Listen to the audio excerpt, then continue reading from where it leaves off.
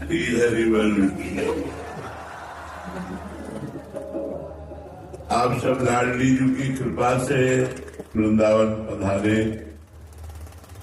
अब प्रार्थना ही है कि जीवन के समय की सार्थकता भगवान नाम जप में है। नाम जप से बढ़कर के कोई साधना नहीं है। ब्रह्म राम ते नाम बड़ वरदायक वरदान। वरदान देने वालों को भी वरदान देने की सामर्थ्य नाम जापक में आ जाती है। भगवान से भी बढ़कर भगवान का नाम है। और फिर भगवान भी जो नाम जप करते हैं वो राधा नाम है। जपत हरि विवश तव नाम प्रतिपद विमल मनुष्य तव ध्यान ते निमिष नहीं करिबो। एक निमिष के लिए भी प्रियाजू का ध्यान और राधा नाम ये प्रभु श्री कृष्ण नहीं छोड़ते। इसलिए हर समय जहाँ भी रहो सावधान रहो कि कोई पाप कर्म न बन पावे, कोई नशा न करो, कोई गंदा आचरण मत करो, खूब नाम जप करो। नाम जप से जीवन सार्थक है। साधु संग का फल नाम जप है। भटको मत। एक एक नाम का हिसाब होगा, एक एक सेकंड का हिसाब होगा। हमारी लाडली जू बड़ी करुणामय है, हमारे लाल जू बड़े करुणामय है। अवगुण करे समुद्र सम गणत न अपनो जान। राई के सम भजन को मानत मेरु समान। अगर समुद्र के समान शरणागत भक्त से पाप बन जाए, अपराध बन जाए, तो श्री जी मानते ही नहीं कि अपराध बना है। और राई के समान भजन बन जाए तो उसे सुमेर पर्वत के समान मानती की तो बहुत भजनानंदी है। इसलिए थोड़ी सी ठाकुर सेवा चाहे करो, लेकिन घर में ठाकुर सेवा प्रिया प्रीतम विराजमान करो। वाणी जी का पाठ करो और नाम जप करो। और सावधान रहो कि मृत्यु के पहले हम अपनी लाडली लाल को ऐसे रिझा लें कि हमारा शरीर जब छूटे तो अंतिम समय लाडली लाल हमारे ध्यान में हो और हम उनका नाम जप करते हुए शरीर छोड़ें तो हमारा मनुष्य जीवन सार्थक हो जाएगा। यही साधु समागम का फल है। सब स्वस्थ रहिए, आनंदित रहिए। श्री हरिवंश। गजेरा किशन जी। राधे राधे मेरे साहब। राधे राधे महाराज जी। महाराज जी, भारत भूमि निस्संदेह दिव्य भूमि है, जहां संत महापुरुषों की वाणी, दर्शन एवं दिव्य लीलाएं होती रहती हैं। संतों एवं महापुरुषों के होने पर आध्यात्मिक बल समाज को प्राप्त होता है, परंतु जब वो महापुरुष दिव्य धाम चले जाते हैं, उनके अभाव में समाज एवं राष्ट्र उनकी गुरुवाणी एवं दी हुई शिक्षाओं के प्रभाव को निरंतर धारण करने के लिए क्या करे? बिना प्रगट संतों के सानिध्य के, उनकी वाणी के अनुसार हम चल सकें बड़ा असंभव है। देखो, संतों की वाणी तो दिव्य है ही है, लेकिन स्वयं भगवान अवतरित होकर, गीता जी ये संत वाणी नहीं, स्वयं भगवान बोल रहे हैं। गीता जी तो स्वयं भगवान बोल रहे हैं। भागवत जी में स्वयं भगवान उद्धव जी को उपदेश कर रहे हैं, लेकिन हम उसको अपने में धारण नहीं कर सकते। तभी धारण कर पाएंगे जब कोई गीता के अनुसार चलने वाला संत मिलेगा और उससे जब हमारा संबंध होगा, भाव संबंध, और वो जब अपनी दिव्य अनुभूतियां देगा तो गीता जी की बात हमें समझ में आने लगेगी, तो हमें गुरुवाणी की बात समझ में आने लगेगी, तो हमें बड़े बड़े सदग्रंथों की बात समझ में आने लगेगी। इसीलिए गोस्वामी जी ने प्रथम भगत संतन कर संगा, सबसे पहली भक्ति रखी है गोस्वामी जी ने, संतों का संग। अगर हमें संतों का संग मिले तो परम सौभाग्य है। अगर संतों का संग न मिले तो केवल ग्रंथ से देखकर हम अपना कल्याण नहीं कर सकते। जैसे मेडिकल स्टोर है और हम बीमार हैं और हमें मेडिकल स्टोर में खड़ा कर दिया जाए, क्या हम निरोग हो सकते हैं? डॉक्टर की जरूरत है कि नहीं? है ले, दवा वहीं रखिए। शास्त्र है मेडिकल स्टोर और हमें बीमार भवरोग के।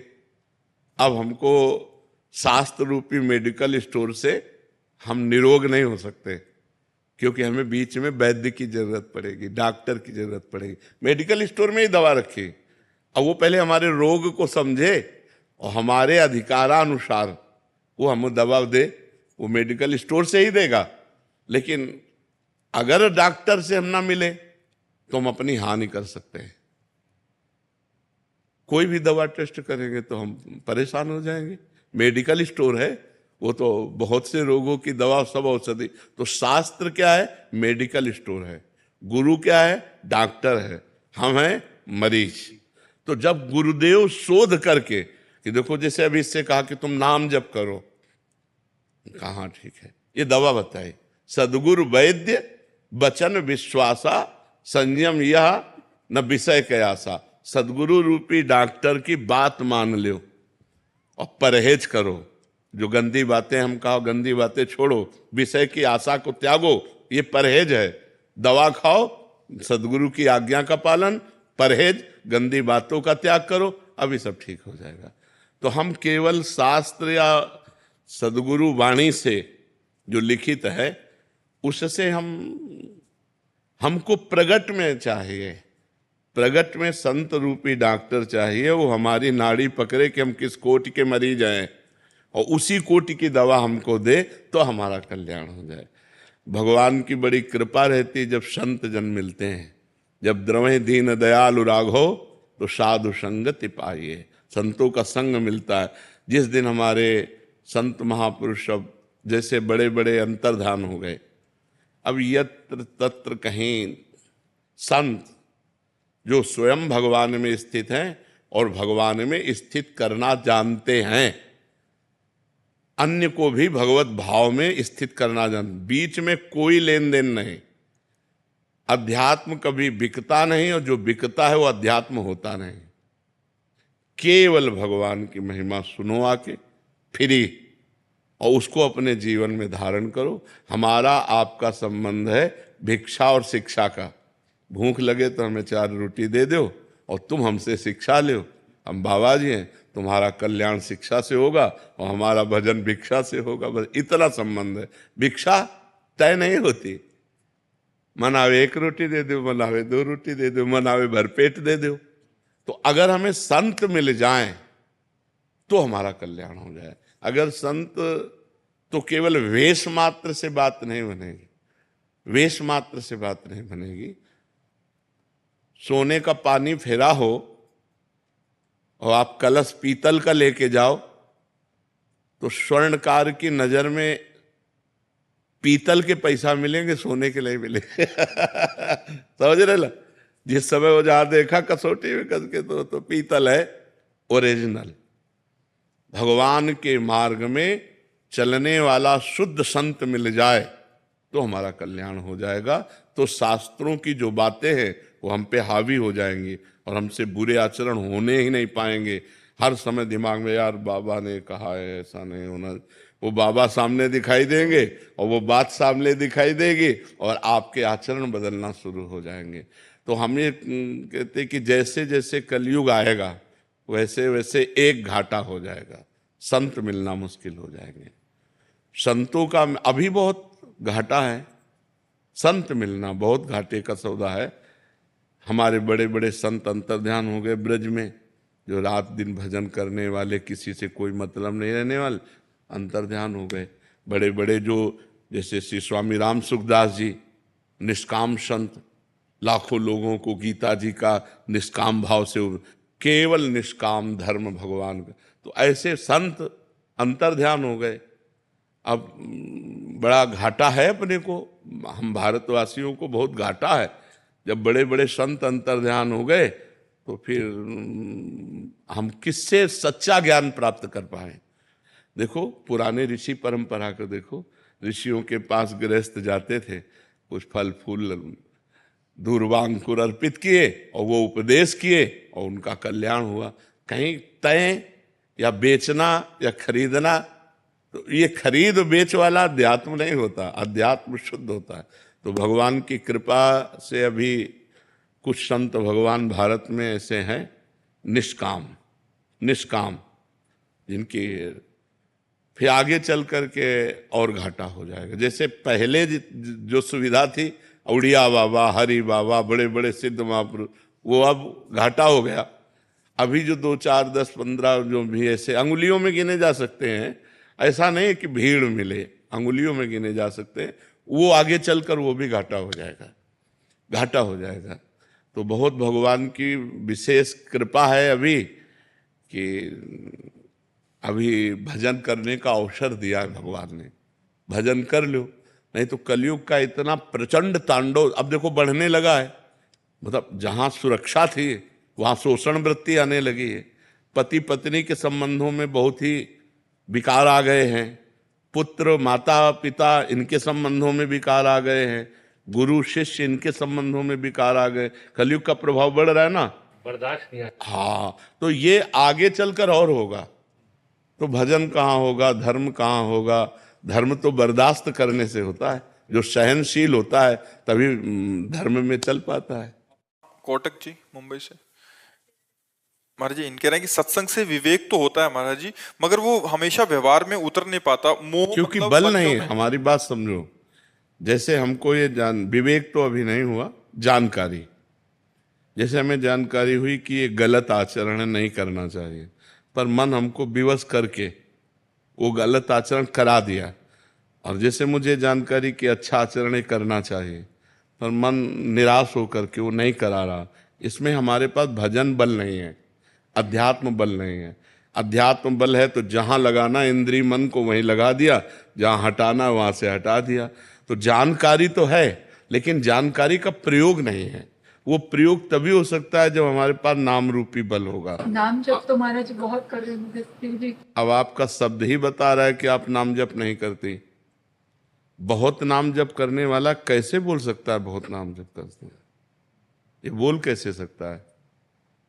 आप हमसे कहो कि आप कितना नाम जप करते हो, तो हाथ उठा के यही कहेंगे कि हम तुम्हें क्या बताएं, पूरा जीवन हो गया प्रयास करते, लेकिन अभी जी नहीं भरा कि जितना होना चाहिए वो नहीं कर पा रहे। वास्तविक कह रहा हूं कि काश मैं डट के भजन कर पाता, जबकि हमारे पास और कोई काम नहीं भजन के सिवा, और प्रयास रहता है लेकिन फिर भी असफल है।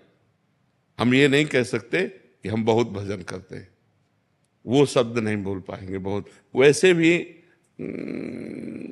आपकी जेब में 1 करोड़ रुपया रखे हैं, आप बता दोगे क्या करोड़ रुपया रखे हैं? गुप्त रखा जाता है कि नहीं?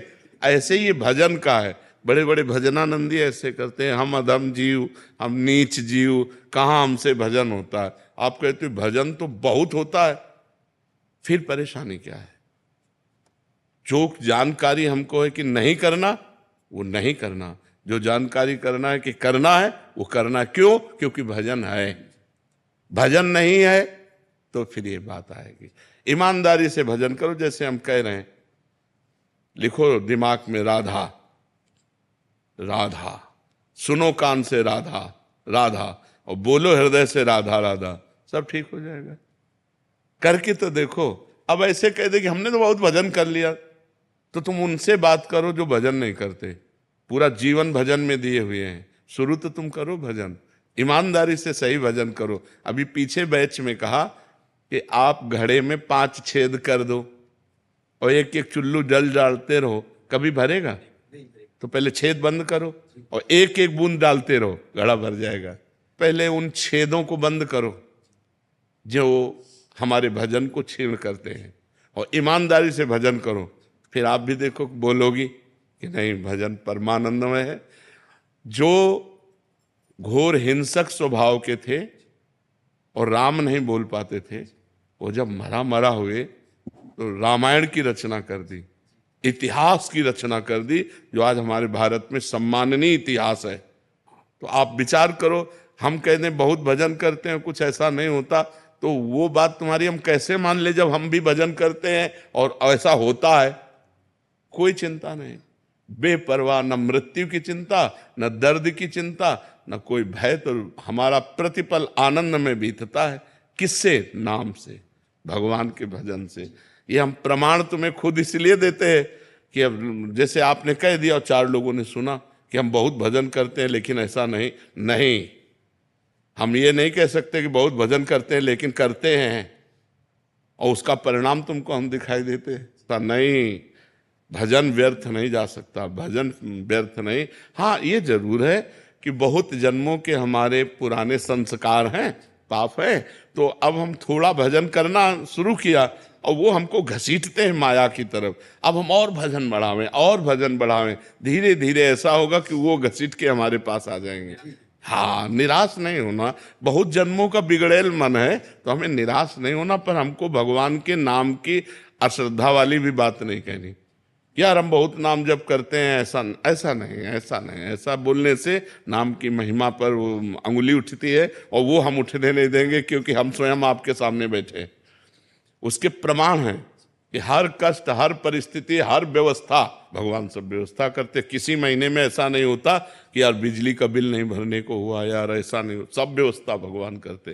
तो नाम का आदर करो, वो आदर पूर्वक नाम जप करो, सब ठीक हो जाएगा। महेश सिंह। राधे राधे महाराज जी। राधे राधे महाराज जी।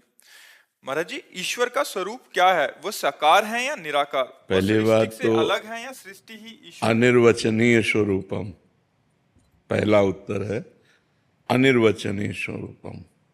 राम अतर्क बुद्धि मन वाणी, मत हमारे या सुनो भवानी। ईश्वर क्या है यह अनिर्वचनीय है, फिर भी ब्रह्म ऋषियों ने उनका वर्णन किया है। वो सच्चिदानंद रूपा है, वो सच्चित आनंद रूप है। फिर आगे कहा विश्वोत्पत्त्यादि हेतवे, वही विश्व के उत्पन्न करने का हेतु है। हेतु का मतलब वही विश्व बना हुआ है, उसके अलावा विश्व नाम की कोई चीज नहीं। मत्ता परतरम नान्यत किंचिदस्ति धनंजय, हे अर्जुन मेरे सिवा कोई कुछ है ही नहीं, किंचन मात्र कुछ नहीं। वेद कहता सर्वम खलविदम ब्रह्म, नेह नानास्ति किंचन, ब्रह्म के सिवा किंचन मात्र कुछ नहीं है। उपनिषद कहता ईशावास्यमिदम सर्वम यत् किंचे जगत्याम जगत, ईश्वर के सिवा किंचन मात्र जगत में और कुछ नहीं है। हरिवंश महाप्रभु कहते हैं ये क्रूरापि पापिनो न च सताम संभाष्य दृश्यास्ते, सर्वान वस्तुतया निरीक्ष परम स्वाराध्य बुद्धिर्मम। जो दुष्ट दिखाई दे रहे हैं, पापी दिखाई दे रहे हैं, घोर निंदनीय है, वार्ता करने योग्य भी नहीं है, वो भी साक्षात राधा वल्लभ लाल है, ऐसी मेरी दृष्टि है। गोस्वामी तुलसीदास जी कह रहे हैं जड़ चेतन जग जीव जत सकल राम में जान, बंदो सबके पद कमल सदा जोरी जुग पान। सी राम में सब जग जानी, करो प्रणाम जोरी जुग। पहला उत्तर है अनिर्वचनीयम ब्रह्म स्वरूपम। वो वाणी प्राकृतिक है, बुद्धि प्राकृतिक है, और वो अप्राकृतिक चिदानंद है। वाणी सीमित है, वो असीम है। बुद्धि एक देशी है, वो अनंत है। जैसे सीप में समुद्र नहीं नापा जा सकता, ऐसे बुद्धि से परमात्मा का आकलन नहीं किया जा सकता, क्योंकि बुद्धि एक प्राकृतिक वस्तु है। वाणी एक इंद्री, वाक इंद्री है, ये प्राकृतिक है, और वो अप्राकृतिक चिदानंदमय है। फिर जब हम उसका ज्ञान प्राप्त करते हैं तो सब कुछ वही है, उसके सिवा कुछ नहीं है। वही प्राकृतिक है, वही अप्राकृतिक है। जैसे शास्त्रों में वर्णन आया है अष्टधा प्रकृत से ही संपूर्ण सृष्टि प्रकट हुई है। पृथ्वी, जल, वायु, अग्नि, आकाश, ये पंच महाभूत, मन, बुद्धि और अहंकार, ये तीन, तो 5 3 8, अष्टधा प्रकृति और भगवान का अंश जीवात्मा, इसी से संपूर्ण। तो भगवान का अंश भी भगवान स्वरूप है और अष्टधा प्रकृति भी भगवत स्वरूप है। जब लौट के देखो तो सब भगवान ही है, पर जब हमें जानना होता है तो 2 पद्धतियां स्वीकार करते हैं, एक है और एक नहीं है।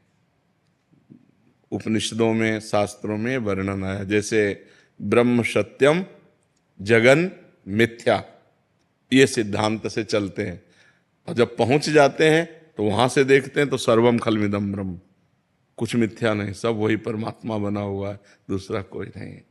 समझ में आ रही बात आपकी जी? नीलेश जी गुजरात से। राधे राधे राधे राधे महाराज जी। महाराज जी, अभिमान और स्वाभिमान में महाराज जी थोड़ा सा अंतर समझने का प्रयास कर रहे थे। अभिमान यानी अहंकार तो मनुष्य को का पतन करता है, मगर स्वाभिमान को भी क्या छोड़ना जरूरी नहीं, आप स्वाभिमान किसे कहते हैं? वो अहंकार ही तो है। आप स्व को क्या जानते हैं? नहीं, स्व को कहाँ जाना आपने? शंकर सहज स्व रूप सम्हारा, लागी समाधि अखंड अपारा श्वा, वो आत्मा से संबंधित है। शंकर सहज श्व, अभिमान स्वरूप, ये परम पवित्र है। लेकिन आप स्वाभिमान नहीं करते, आप अभिमान करते हैं विद्या का, अपनी चतुराई का, अपनी वस्तु का, अपनी नाना प्रकार के संबंधों का, ये सब अभिमान, स्वाभिमान, जाति का अभिमान, कुल का अभिमान, ये सब अभिमान है, स्वाभिमान नहीं। स्वाभिमान तो मैं प्रभु का हूं या मैं ब्रह्म हूं, शुद्ध परमात्म तत्व से संबंधित है। तो जो लोग ये कह देते हैं कि अभिमान तो नहीं करना चाहिए, पर स्वाभिमान, फिर तो उनसे पूछो स्वाभिमान किसे कह रहे हो? तो अपनी जाति को ले लेते हैं, कुल को ले लेते हैं, विद्या को ले लेते हैं, धन को ले लेते हैं, पद को ले लेते हैं, इसी को तो अभिमान कहते हैं। विद्या रूप महत्व कुल धन जौवन अभिमान, ये सब इसी अभिमान के अंतर्गत तो आते। स्वाभिमान, मैं भगवान का हूं, मैं प्रभु का अंश हूं, अब ये आत्म तत्व से जुड़ गया, या मैं ब्रह्म हूं, अब ये परम पवित्र है, इसको कोई मिटा नहीं सकता। और जब इसका अनुभव होता है तो जो मेरे अंदर है वही सबके अंदर है, तो राग द्वेष हो ही नहीं सकता, लड़ाई झगड़ा हो ही नहीं सकता। जहाँ लड़ाई झगड़ा होता है वहाँ अहंकार होता है, उसे हम स्वाभिमान कह देते, लेकिन स्वाभिमान का अर्थ नहीं समझते, हम स्वाभिमान की परिभाषा नहीं समझते। समझ पा रहे आप जी? नैना जी मध्य प्रदेश से। राधे राधे महाराज जी। महाराज जी, आप कह रहे हैं कि आपके पति की एक दुर्घटना में निधन हो गया। महाराज जी, हमने बहुत प्रार्थनाएं की, सब कुछ हुआ, बट फिर भी उनको खो दिया। महाराज जी कह रहे हैं कि अभी भगवान में मतलब दूर हो गए भगवान। हम सबको कह रहे हैं कि होश में हो जाओ, तुम कसाई वाड़े में हो। इस लोक का नाम क्या है? फिर आश्चर्य की कौन सी बात है? कसाई वाड़े में कब, कौन से पशु का नंबर कब आता है, तो आश्चर्य की बात थोड़ी है। वो हरी हरी घास खा रहा, पंखा के नीचे है, वो समझ रहा मैं बड़ी मौज में। मौज में नहीं, अगला नंबर तुम्हारा है। ये कसाई वाड़ा है काल का, काल का कसाई वाड़ा, सब काटे जाओगे, सब मारे जाओगे, क्योंकि इसका नाम मृत्यु लोक है, सब मरोगे। कोई आश्चर्य की बात, कोई संशय की बात? कोई गर्भ में मर जाता है, कोई गर्भ से बाहर आके मर जाता है, कोई बाल्यावस्था में मर जाता है, कोई जवानी में मरता है, कोई बुढ़ापे में मरता है। मरना तो है ही, और अपने कर्म के अनुसार मरना ही पड़ेगा। तो भगवान पे श्रद्धा करने की जरूरत इसमें क्या है? तुमने जो कर्म किए, तुम्हारी आयु है 30 वर्ष, तो 30 वर्ष के बाद 1 सेकेंड नहीं बढ़ सकती, तो तुम्हारे कर्म का फल तुम्हें मिल रहा है। भगवान उसमें क्या करें? जज को गाली देने की जरूरत नहीं है, वो न्यायाधीश सर्वज्ञ है, वो एक भी पॉइंट कहीं चूक नहीं करता है। तो गाली देने से क्या होगा, प्रार्थना करने से क्या होगा? मान लो आप खूब उपासना करो और उसको 30 वर्ष जीना, तो सिर्फ 30 वर्ष जिएगा, तुम्हारी उपासना उसको 32 वर्ष नहीं कर देगी। और भगवान को गाली देने से क्या, तुम अपने कर्मों को और बिगाड़ रहे हो, उसमें क्या है? इसका नाम मृत्यु लोक है। तुम्हें पता नहीं किस लोक में तुम आए हो। मृत्यु लोक, जहां हर समय मृत्यु का भय है, सब मरोगे, कोई नहीं बचोगे। समय है, तुम्हारे बाप मर गए, तुम्हारे बाबा मर गए, तुम भी मर जाओगे, ऐसे क्रम है। तुमसे लड़के उत्पन्न हुए, वो सयाने हुए, वो मरे, उनसे उत्पन्न हुए, वो सयाने हुए, वो मरे, ये क्रम चल रहा है। कार में बैठे जा रहे हैं, फिल्मी गाना सुनते हुए चले, एक्सीडेंट हुआ, पूरा परिवार मर गए। इसका नाम मृत्यु लोक है। यहाँ सब चाट जाएगा मृत्यु, किसी को बख्शेगा नहीं। कोई मरना नहीं चाहता और किसी अपने पारिवारिक जनों को कबूतर ने देखा बिल्ली आ रही तो आंख मूंद लिया कि है ही नहीं बिल्ली, तो बच जाएगा क्या? वो तो फाड़ के खा जाएगी। तो ऐसे है कि हम मृत्यु की बात सुनना नहीं चाहते, हम मरना नहीं चाहते। तुम्हारे चाहने से है, अब तो गड़ासे में आ गए हो, काटे जाओगे, पक्का काटे जाओगे। कैंसर, दिल फेल, किडनी फेल, ये सब क्या है? मृत्यु के गड़ासे हैं, मार रहे हैं, पूरे जगत को मार रहे हैं। और हम फूंक भी रहे हैं दूसरे के शरीरों को, लेकिन ये ज्ञान नहीं कि ये मेरी भी दशा होगी, मेरे शरीर की भी यही दशा होगी। आज से पाप नहीं करूंगा, आज से भगवान का भजन करूंगा, अच्छे कर्म करूंगा, दूसरों को सुख पहुंचाऊंगा। ये बात कहाँ आ रही दिमाग में? फिर प्लानिंगें बन रही है, वैसा करना, ऐसा करना, ऐसा, और प्लानिंग करते करते उनकी प्लानिंग हो गई, वो चले गए। ये आती है भावना कि अच्छे कर्म करूंगा, सब करूंगा, लेकिन फिर भी बीच बीच में ना भावनाएं दुनिया में इधर उधर हो जाती। इधर उधर इसलिए हो जाती कि नाम नहीं चल रहा। नाम जब करते हो, करते नहीं, निरंतर, जहां अंतर मिलेगा उठा के पटक देगा। ये शैतान है, मन एक शैतान है, इसको निरंतर लगाए रखो, समय मत दो। अगर समय दिया तो ये पटक देगा। ओवर थिंकिंग, इधर उधर भूत भविष्य का चिंतन, भोगों का चिंतन, ये पटक देगा। हमें टाइम ही नहीं देना। अनन्यस चिंतयन्तो माम ये जना पर्युपासते, भगवान कह रहे हैं जो जन मेरा अनन्य चिंतन करता है, भगवान कहते हैं उसका योगक्षेम वहन मैं करता हूं। क्या चिंता करनी? भगवान की शरण में होकर नाम जप कर रहे हैं, पूर्व के आए हुए दुख सुख को सह रहे हैं और नाम जप करते हुए शरीर छोड़ते हैं, हमारा आवागमन से मुक्ति हो गई, हम दुखों से निपट गए। तो नाम जप निरंतर, अंतर ना पड़ने पावे, मन को समय ना मिलने पावे, इतना नाम जप हम करें, तब हमारा मनुष्य जीवन सार्थक होगा।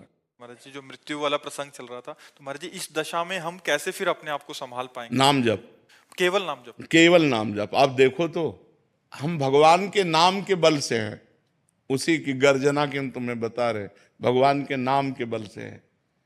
आप लोग क्या है, अपना बल रखते हैं, भगवान का बल नहीं है, भगवान का चिंतन का बल नहीं है, अपनी मानसिकता का बल है, अपनी कमाई का बल है। हम कितना कर सकते हैं? हम एक बहुत सीमित शक्ति वाले हैं। हमको असीम शक्ति से जुड़ना होगा, तब हमारी कामनाएं पूर्ण होंगी, तब हमारी बात बनेगी। और असीम शक्ति से जुड़ने के लिए पाप आचरण छोड़ना होगा, वो छोड़ नहीं पा रहे हैं। इसीलिए बार बार सुन के भी हम समझ के भी नहीं समझ पा रहे और हम फिर गिर जाते हैं। तो हाँ, इसको हमको संभालना होगा। पापाचरण बंद करके नाम जप करो, सब ठीक हो जाएगा, पक्का समझो। अपनी दिनचर्या, अपना जो कार्य है उस पर हम लगे हैं। हम ये बहाना नहीं मारते। अगर हम ये कह दें कि हम बीमार हैं, सब लोग जानते हैं, अब हम नहीं आ पाएंगे, तो इनका बस नहीं कि हमें बुला सके, क्यों भाई बीमार हैं, हम परेशान हैं। लेकिन नहीं, हम इनके आगे तैयार होने की कोशिश करते हैं कि अगर ये आधा घंटा बाद हमसे उठे, हम इनसे पहले उठें। हम अगर आगे अग्रिम हैं तो हम अग्रिम, हर सेवा अग्रिम करें।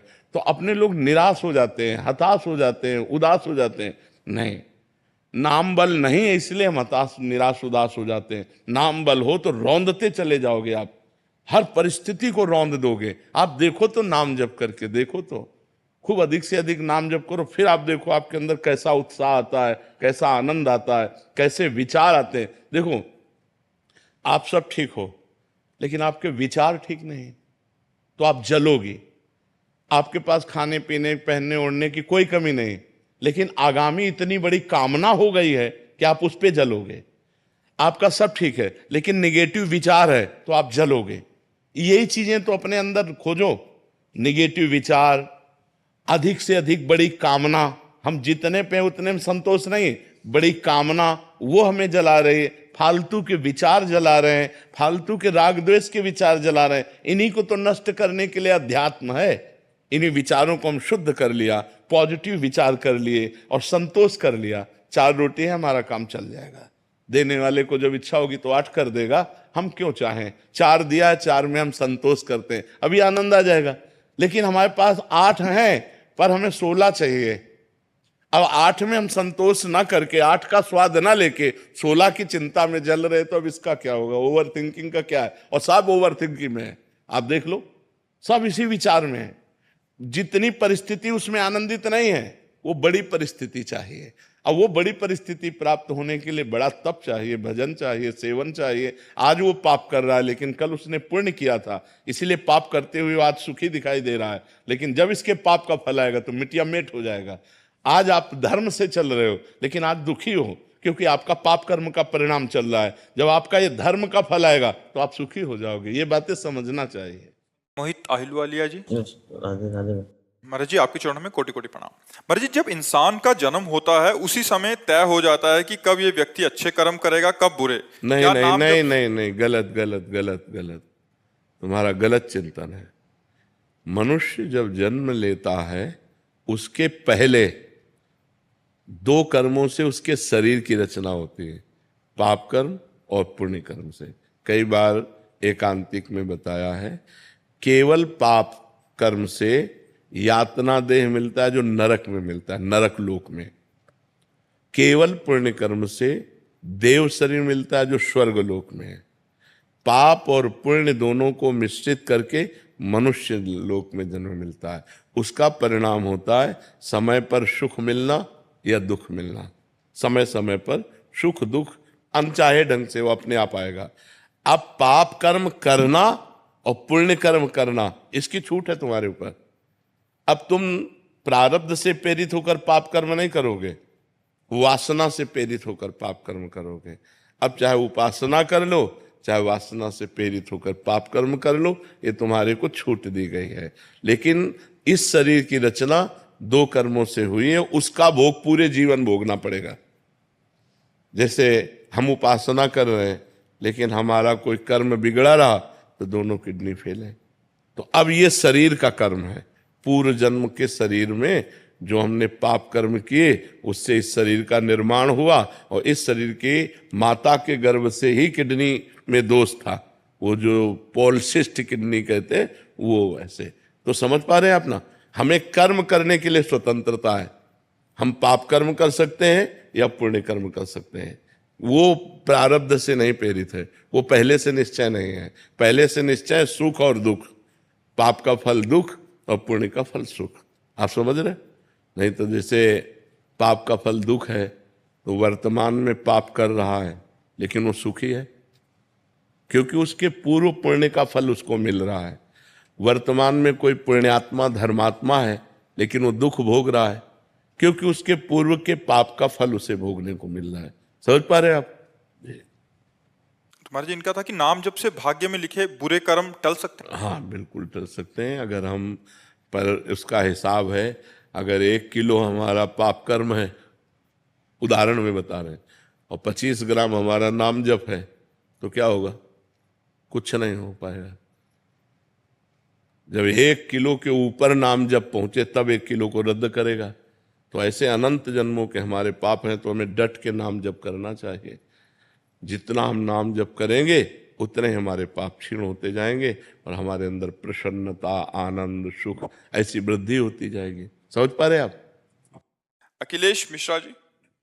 राधा वल्लभ श्री हरिवंश महाराज जी। महाराज जी, मन श्यामा श्याम के गौर श्याम चरणों में आश्रय लेकर हर समय डूबा रहे, लेकिन जो संकल्प विकल्प स्फुरित होते रहते हैं मन को बार बार संसार की ओर ले जाते हैं। ऐसे में भजन को और कैसे बढ़ाएं और शरणागति कैसे पुष्ट करें?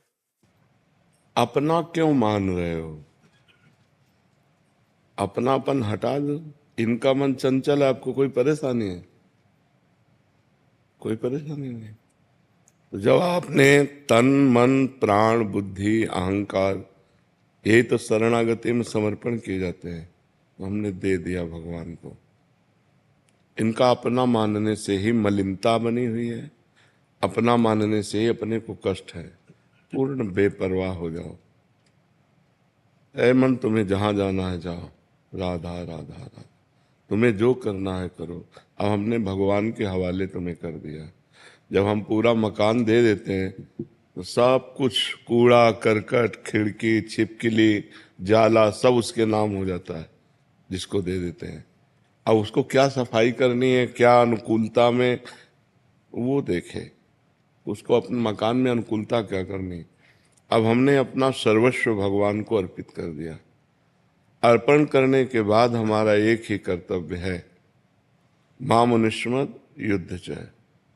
जो ड्यूटी मिली वो ड्यूटी करना और नाम जप करना। मन लग रहा है, बढ़िया है। नहीं लग रहा, बहुत बढ़िया है। शांत है, अच्छा है। नहीं शांत है तो उस समय में ध्यान देना कि मैंने मन को प्रभु को दे दिया है। अगर यह अशांत है तो प्रभु जाने। प्रभु सर्व सामर्थ्यशाली है, वो जब चाहेंगे तब शांत कर देंगे।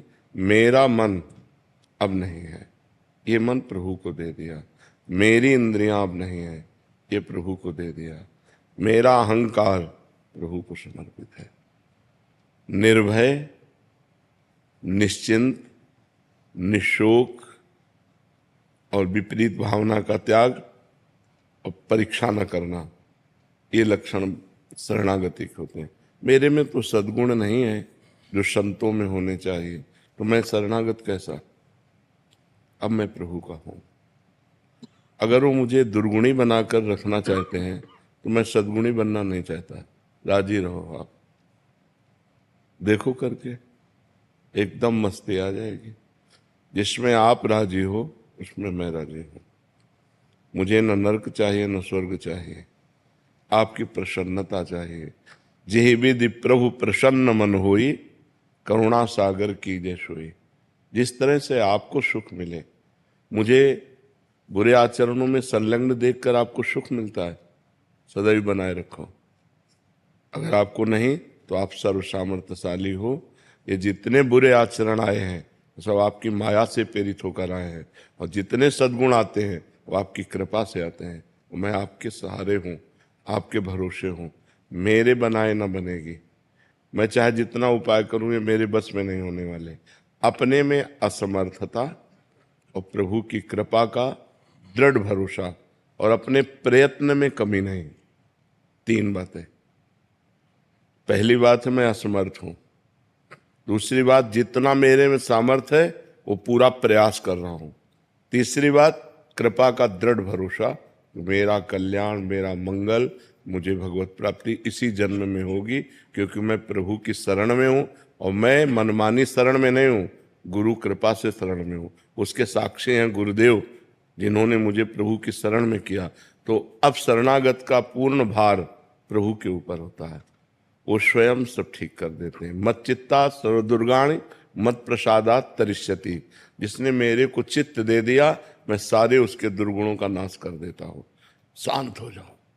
ये अनंत जन्मों से भटका हुआ मन अगर 1 मिनट भी लग रहा है प्रभु में तो बड़ी कृपा है। अनंत जन्मों का विषयाभ्यासी मन 1 मिनट भी प्रभु में लग रहा है तो बड़ी कृपा हमारे ऊपर है। अब 1 मिनट नहीं, अब तो काफी समय लग जाता है। तो धीरे धीरे ये लगता है, और ना लगे तो ये प्रभु का है, मेरा नहीं है। सारे कर्म प्रभु को, क्योंकि शरीर समर्पित। सारे संकल्प विकल्प, क्योंकि मन समर्पित। सारा निश्चय समर्पित, क्योंकि बुद्धि समर्पित। और मैं स्वयं समर्पित। अब मुझे क्या चिंता, निश्चिंत हो जाओ। बार बार अगर बीज को गाड़ करके देखोगे उखाड़ के कि जगह की नहीं जगह, तो बीज बेकार हो जाएगा। एक बार हमने विश्वास करके अपने जीवन को भगवान के हवाले कर दिया। जब कोई परेशानी हो, तो परेशानी के समय हमें, जैसे हम देख रहे हैं मन बहुत परेशान कर रहा है, तो छोटा बच्चा जैसे कोई आपत्ति आती है तो निवारण तो कर नहीं सकता, मच्छर काट रहा है या कुछ भी है, वो रो देता है। बस हम रो दे, प्रभु देख लो, आपको समर्पित करने के बाद भी मन की ये हालत है, प्रभु अब आप देख लो। एक कृपा को राएगी, संभाल के चली जाएगी। जन्म जन्म का बिगड़ा मन, बहुत करुणा सिंधु भगवान है, और उन्हीं से बनेगा। गोस्वामी तुलसीदास जी कह रहे, हो हार्यो करी जतन विविध विधि, अतिशय प्रबल अजय। हर उपाय करके हमने देख लिया है, मन बहुत प्रबल है। तुलसीदास बस होए तबहि, जब प्रभु प्रेरक बर गए। इस मन को पावर देने वाले आप हो। इंद्रियाणाम मनश्चास्मि, आप रोक दो, मेरे बस की बात नहीं, मैं आपकी शरण में हूँ। प्रधान साधन ये है, और सहयोगी साधन है, चाहे मन लगे या न लगे, नाम जप नहीं छूटना चाहिए।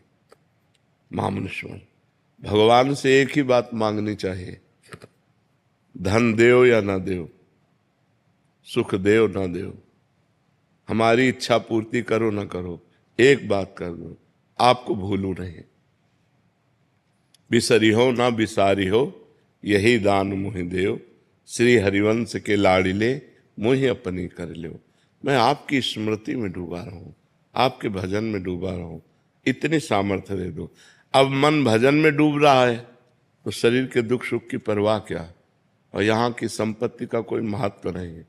चाहे अरबों जमा कर लो, मरोगे तो 25 पैसे साथ नहीं जाने वाले, तो क्या महत्व। जो है उसी में संतोष करो, और नाम जप करते हुए जीवन व्यतीत करो, और हर क्षण सोचते रहो कि मैं प्रभु की शरण में हूँ। शरणागत का पूरा भार प्रभु के ऊपर होता है।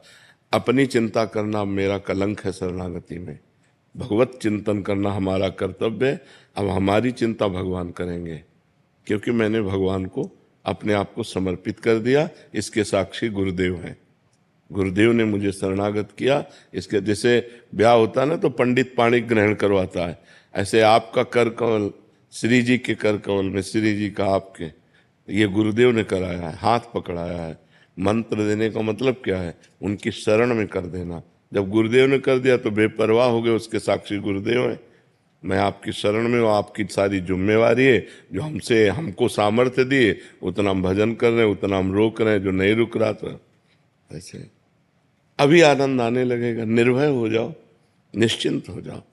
अंदर की वृत्तियां हमारी खराब हैं, हमारे कोई भावना नहीं, हमारे कोई आचरण शुद्ध नहीं, तो भी मैं प्रभु का हूं। मैंने प्रभु को समर्पित कर दिया है। उनकी माया के प्रभाव से मेरे भाव शुद्ध नहीं, मेरे आचरण शुद्ध नहीं।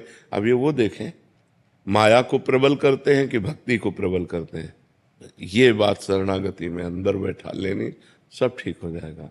मन बुद्धि चित्त अहंकार आदि को अपना मानने से मलिनता होती है और प्रभु का मानने से निर्मल हो जाते हैं। सीधी बात है। इनको प्रभु का मानो, अपना मानना बंद करो। जहां ये भागे, जहां परेशान करे, वहीं सोचो हमने तो प्रियालाल को दे दिया इनको, अब वो जब चाहेंगे तब उठा लेंगे। अब उन्होंने स्वीकार कर लिया, अब गंदा है तो उनका, अच्छा है तो उनका, तो भगवत प्राप्ति पक्की, उसमें कोई संशय नहीं होगा, क्योंकि आपने प्रियालाल को समर्पित कर दिया। समझ पा रहे हैं आप? दिव्यांशु मेहंदी रत्ता जी। राधा वल्लभ श्री हरिवंश महाराज जी। महाराज जी, लगभग 9 महीने से आपके साथ YouTube के माध्यम से जुड़ा हुआ हूँ। आपके बताए गए मार्ग पर चलने का निरंतर अभ्यास भी कर रहा हूँ, नाम जप भी कर रहा हूँ। सब परिवर्तन और अनुभव कर रहा हूँ कि नाम जापक जैसा होना चाहिए। अभी हाल में ही महाराज जी आपके मुख से 13 करोड़ नाम जप की महिमा सुनी। इस जीवन में कम से कम 13 करोड़ नाम जप का लक्ष्य बनाया, परंतु इस संख्या तक पहुंचने तो काफी साल लग जाएंगे। तो महाराज जी आपका प्रश्न है कि जीवन कितना बाकी है इसका तो पता नहीं है, बट जैसे आपने बताया था कि नाम भगवान को ट्रांसफर कर दो और किसी को भी उसका फल दे सकते हैं, उसी प्रकार स्वयं निरंतर नाम जप करने का अभ्यास के साथ साथ क्या किसी ब्राह्मण पंडित को भी साथ में लगा लें ताकि वो इनके हिस्से का करते रहे, ट्रांसफर किसका है? करते रहे। ले आखिरी बिल्कुल निर्णयात्मक बात है कि अभी हमारी शाम तक मृत्यु होनी है और हम प्रयास हैं, 1 करोड़ नहीं हुए, राधा राधा राधा राधा राधा, तो हम मर जाते हैं। तो जो 13 करोड़ का फल है ना, वो इतने में मिल जाएगा। बात समझ रहे ना? हमें लक्ष्य बनाना है, पूर्ति भगवान के हाथ है। मान लो हम कह रहे हैं कि हम 13 करोड़ नाम जप करेंगे और 13 सेकंड का हमें भरोसा नहीं कि हम जिएंगे कि नहीं, तो बात समझनी है। हमारे लोगों का जीवन बड़ा संशयपूर्ण है, इसका नाम मृत्यु लोक है। कभी भी हम मर सकते हैं, पता नहीं कल मिलेगा कि नहीं मिलेगा, कल आएगा कि नहीं आएगा। हम आज ही ढनक जाए तो क्या फायदा, कल का वादा किए। तो हम अभी करें, काल करे सो आज कर, आज करे सो अब, पल में परलय होएगी, बहुरी करोगे कब। हमारा कर्तव्य है कि हम वर्तमान के समय को भगवान में लगाएं। अभी अगर अभी हम राधा राधा बोल रहे हैं तो हर समय हमारा वर्तमान ही तो होगा। हम वर्तमान के समय को प्रभु के चिंतन में लगाते हैं और हमारा शरीर छूट जाता है तो हमें भगवत प्राप्ति होगी, जो 13 करोड़ में होगी वो 13 बार में भी हो सकती है। तो हम 13 बार वाला विश्वास रखें, 13 करोड़ वाला तो हम पे भरोसा क्या। आज संकल्प किया और कल ना रहे तो 13 करोड़ क्या मतलब। और हमको अपने मन को रमाना है, ना कि पंडित जी के मन को, समझे। हमारा मन प्रभु में रम जाए, वो चाहे 13 बार में रमे, और चाहे 13,000 में रमे, चाहे 13 लाख में रमे, या 13 करोड़ में रमे। ये मेरी पर्सनल बात है। वहाँ संख्या तो वर्णन की गई कि इतना इतना करो तो ऐसा ऐसा हो जाएगा, लेकिन एक नाम में मोक्ष हो जाएगा। अजामिल ने अंतिम समय अपने पुत्र को पुकारा, उसका नाम था नारायण। नारायण, और प्राण छूटने का समय आ गया।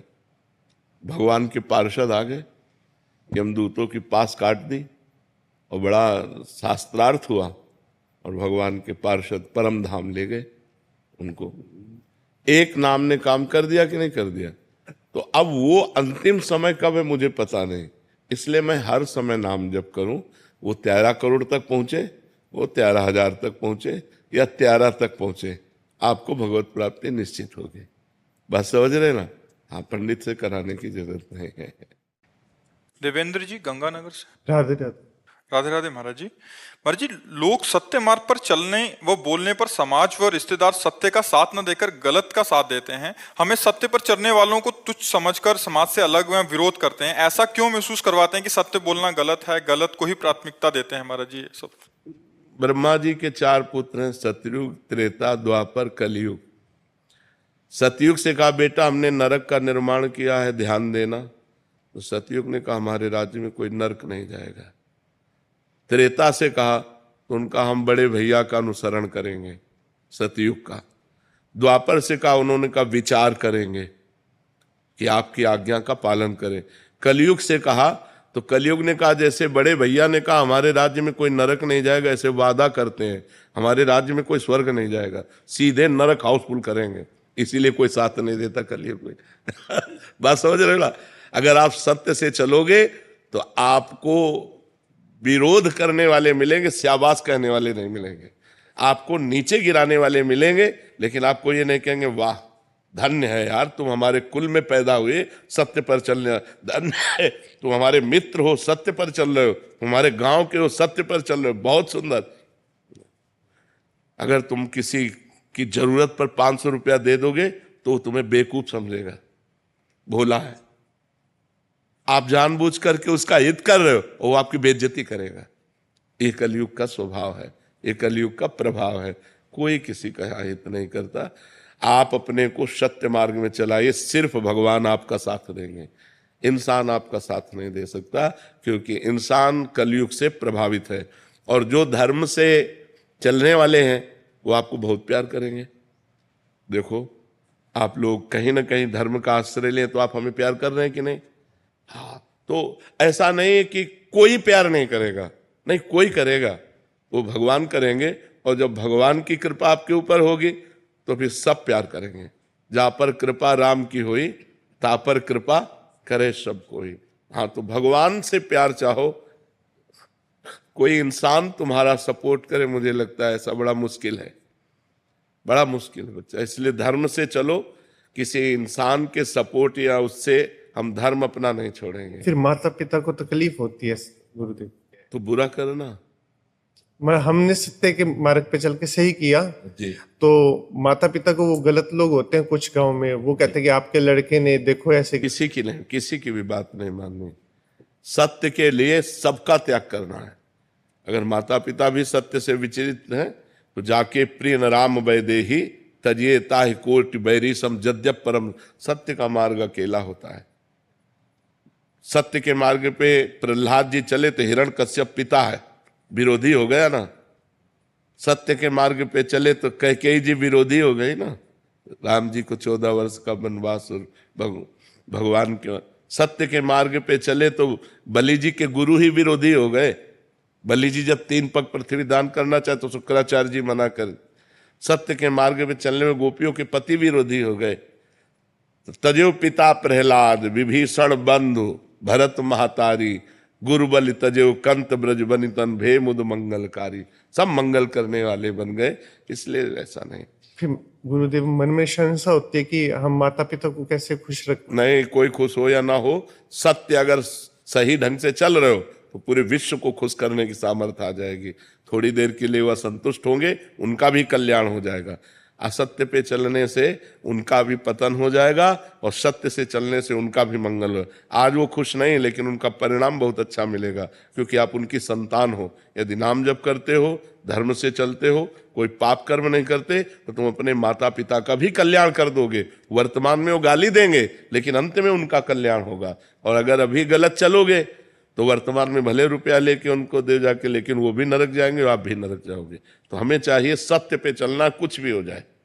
सत्य पे चलने वाले किसी की परवाह नहीं करते, किसी की भी। 2 साल से अकेले ही चल रहे हैं मार्ग पे। नहीं, भगवान सबके साथ हैं। हम तो बचपन से अकेले चल रहे हैं।